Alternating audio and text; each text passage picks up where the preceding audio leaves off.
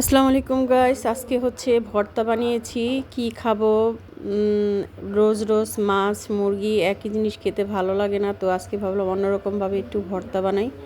তো এখানে আমি বটবটি নিয়েছি, তারপরে হচ্ছে 2 পিস মাছ ছিল ফ্রিজে, সেটাও নিয়েছি। আর নিয়েছি শুকনা মরিচ, তেলে ভেজে নিয়েছি। আর বটবটি হলো ছোট ছোট করে কেটে তারপরে হচ্ছে সিদ্ধ দিয়েছিলাম। তারপরে এখন কড়াইতে হচ্ছে তেল দিয়েছি আর শুকনো মরিচ এবং পেঁয়াজ এবং 2 পিস মাছ।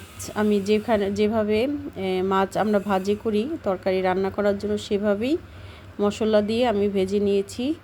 তো কড়কড়া করে ভেজে নেওয়ার পরে হচ্ছে তারপরে কাটাগুলি একসাথে করে ভেজে নিয়েছি। ভেজে নেওয়ার পরে পেঁয়াজটাও ভেজে নিয়েছি। তারপরে হচ্ছে এই তো আমার সব সিদ্ধ হয়ে গেছে, হয়ে গেছে। তারপরে মরিচটাও ভাজা হয়ে গেছে, এক সাইডে রেখে দেবো। তারপরে হচ্ছে মাছটাও ভেজে নেব। ভেজে নেওয়ার পরে তারপরে একটা ইয়েতে, এই পাটায়ও বাটলে চলবে, তবে আমি পাটায় বাটবো না, আমি হাতে এই হচ্ছে হাতে ভর্তা বানিয়ে নেব। তো এই তো আমার মাছ ভাজাটা রেডি হয়ে গেছে। এই যে লবণ দিয়ে মেখে রেখেছিলাম মশলা দিয়ে, তারপরে 5 মিনিট রেখে দেওয়ার পরে তারপরে হচ্ছে এই যে লাল লাল করে ভেজে নিতেছি। খেতে খুবই অসাধারণ, খুবই মজা হয়েছে ভর্তাটা খেতে। তো অন্যরকমভাবে একটুখানি খেলে খুবই ভালো লাগে। সব সময় একঘেয়েমি খেতে ভালো লাগে না, তো ভাবলাম একটু ট্রাই করি অন্যভাবে খাওয়ার জন্য। তো এই তো 2 পিস মাছ দিয়ে আমাদের মাশাআল্লাহ অসাধারণ একটা ভর্তা রেসিপি হয়ে গেল। খুবই খেতে ভালো হয়েছে। তো এই যে আমি মাছটা লাল লাল করে ভেজে নিচ্ছি এইভাবে। তো এই যে মরিচটা লাল লাল হয়ে গেছে, এখন উল্টে পাল্টে দিচ্ছি মাছটা। আর ওইখানে বটবটিটা সে সিদ্ধ হয়ে গেছে কিনারে রাখা, তো ওইটাও কিন্তু আমি একটু তেলের মধ্যে ভেজে নিব মাছটা আগে। মাছটা যেহেতু কাঁচা, তাই মাছটারে ভালো মতন ভেজে নিচ্ছি। এই তো ভেজে নিতেছি। তারপরে হচ্ছে নেওয়ার পরে কাঁটাটা কিন্তু আপনারা শুরুতে ভাজার পরে কাঁটাটা ছাড়িয়ে নিতে পারেন বেছে। তো আমি যে পেঁয়াজ দিয়ে দিয়েছি আর ভালো করে লাল টকটকা করে কড়কড়া করে ভেজে নেব। এই তো আমার সম্পূর্ণ ভাজা শেষ, পেঁয়াজটাও ভাজতেছিলাম, ভাজা শেষ হয়ে গেছে।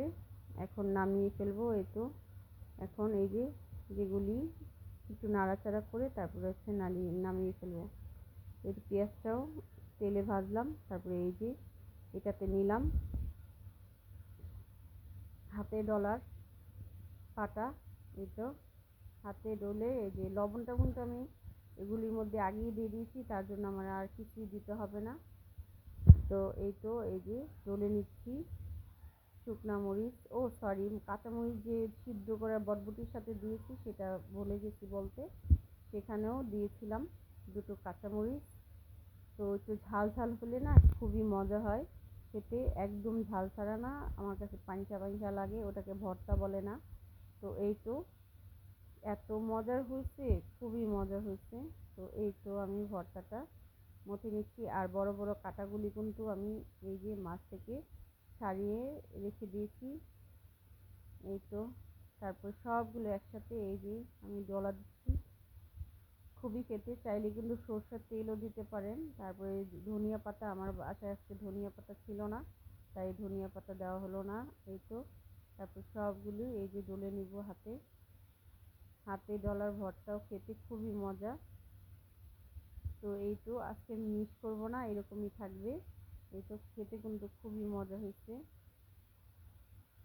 তো এই তো আমার রেসিপিটা কেমন লাগলো সবাই কমেন্ট করে জানাবেন।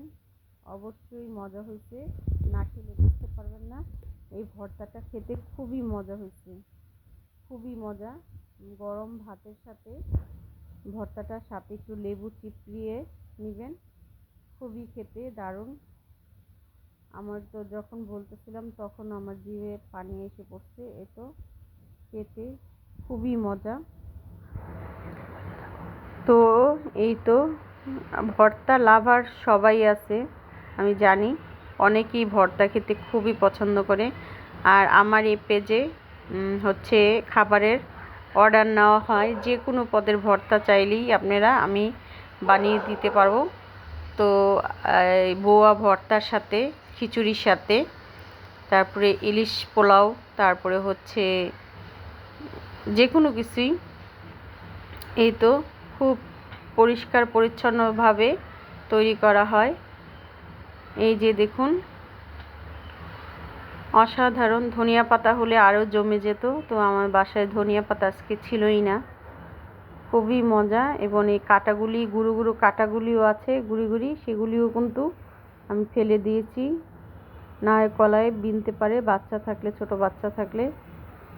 তারপরেও কিছু না কিছু রয়ে যায়, তো ভালো মতন কাঁটাগুলি বেছে নেবেন। আর এই তো ভর্তাটা আমার রেডি হয়ে গেল।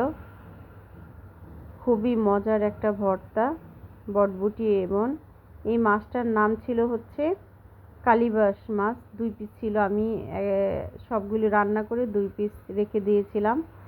তো রেখে দেওয়ার পরে হচ্ছে